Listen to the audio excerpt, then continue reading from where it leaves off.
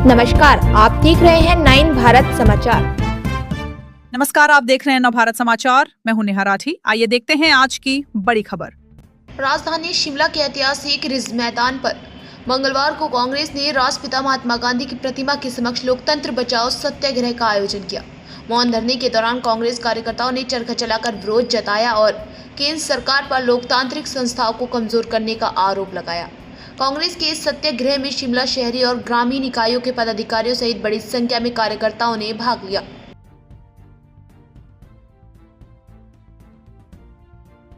आप देख रहे हैं कि जगह जगह पर एसआईआर के मार्फत भारतीय जनता पार्टी के इशारे पे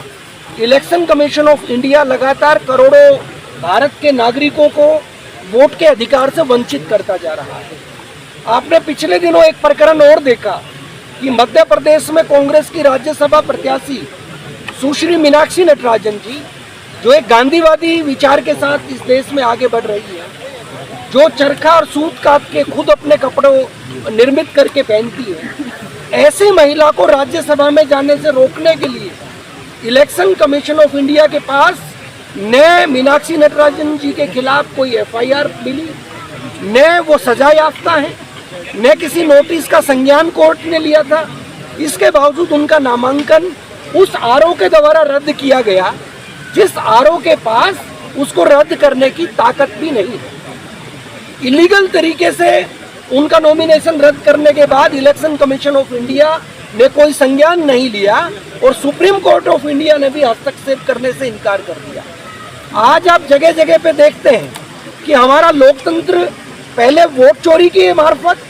फिर चुनाव चोरी के मार्फत और उसके बाद इससे भी आगे बढ़ के भारतीय जनता पार्टी वो एमएलए और सांसदों की खरीद फरोख्त करके पार्टियों को तोड़ के इस देश के अंदर एक पार्टी सिस्टम लागू करना चाहती है। वो हमारे देश के लोकतंत्र के हित में नहीं है। इसके अलावा भी भारतीय जनता पार्टी ने देश के लोकतंत्र को अपने जूते की नोक पे रखा हुआ है। आप देखो किस तरीके से अमेरिका के साथ ट्रेड डील करके इस देश के करोड़ों किसानों के साथ धोखा करने का काम वो भारतीय जनता पार्टी कर रही है। आप दूसरी तरफ देखोगे तो पेपर लीक जैसे मामले कि नीट जैसे पेपर के बाद अभी एचपीएससी का पेपर भी वो भारतीय जनता पार्टी के नाक के नीचे से चोरी होता है और करोड़ों युवा वो रोजगार से वंचित रहते हैं और अपने अधिकारों से वंचित रहते हैं। आज हम सबके सामने एक ही विकल्प है, वो विकल्प है गांधी जी का, वो विकल्प है अनुग्रह का, वो विकल्प है हमारा सत्याग्रह का कि हम इस देश के राष्ट्रपति के सामने पूरी निष्ठा के साथ सत्य के लिए आग्रह करते हैं कि आप सत्य के पक्ष में आइए।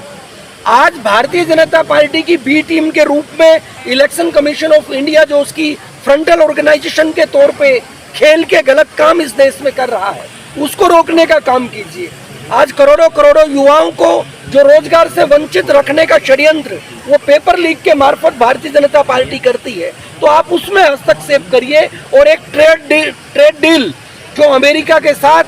हमारे देश के प्रधानमंत्री ने करोड़ों किसानों के जीवन को दांव पे लगा कर की है, वो पता नहीं क्यों कौन सी फाइल एप्स्टीन फाइल से अपने आप को बचाने के लिए इस देश को विदेशों में गिरवी रख देना चाहते हैं। तो आज हम सब राजीव गांधी पंचायती राज संगठन के साथी जो कि निर्णय हमने 12 तारीख को दिल्ली के जंतर मंत्र पे लिया था कि ये सत्याग्रह जब हमने 12 तारीख दिल्ली जंतर मंत्र पे लिया, उसके बाद इलेक्शन कमीशन ऑफ इंडिया के सामने हम भूख हड़ताल के लिए गए तो हमारे सारे साथियों को पुलिस के द्वारा अरेस्ट किया गया, देर रात छोड़ा गया और तभी हमने संकल्प लिया कि देश के हर राज्य के अंदर हम पहले राज्य स्तर के ऊपर सत्याग्रह करेंगे और उसके बाद पूरे देश में हर जिला स्तर के ऊपर राजीव गांधी पंचायती राज संगठन के साथी इस सत्याग्रह को लेके जाएंगे और इस चरखे की जो खनक है वो निश्चित तौर पे गांव-गांव के अंदर जाएगी। गांधी विचार की और गांधी विचार के साथ बाबा साहब भीमराव अंबेडकर का संविधान जो 2014 से पहले निश्चित तौर पे सुरक्षित था और आज देश में सत्ता के उन सत्तासीनों के हाथ में लगा है जो उसके अंदर सर्वोदय के विचार को फाड़ कर फेंकना चाहते हैं,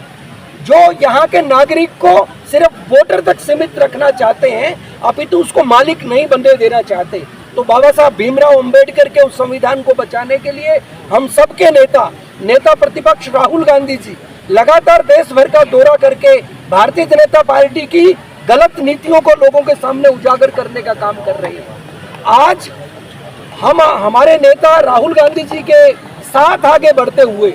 इस देश के अंदर जागरूकता करने का काम करेंगे और ये सत्याग्रह हमारा देश भर के अंदर लगातार चलता रहेगा।